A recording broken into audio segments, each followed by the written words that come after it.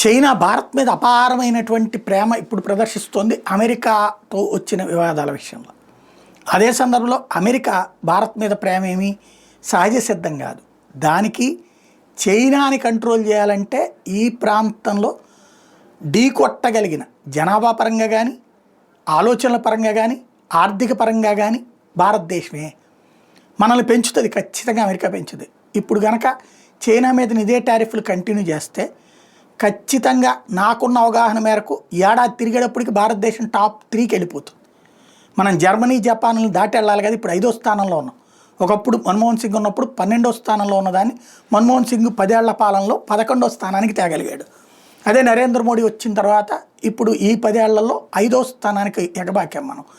4.3 trillion dollars దగ్గర ఉన్నాం మనం. 4.1 దగ్గర నుంచి 4.3 దగ్గరికి పోవాల్సినటువంటి సందర్భం ఇప్పుడు.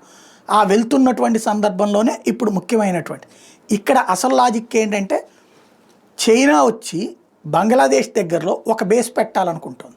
బంగ్లాదేశ్ దానికి తోడ్పాటునిస్తుంది. దీంతో అమెరికా వాడు ఏం చేస్తున్నాడు, ఆఫ్ఘనిస్తాన్లో తీవ్రవాదుల చేతుల్లోనే ఉంది. కానీ అక్కడ బేస్ ఇప్పుడు వాడు సిరియాలో తీవ్రవాదులు ఉన్నా సరే వాడి బేస్ అడిగి నడుస్తుంది.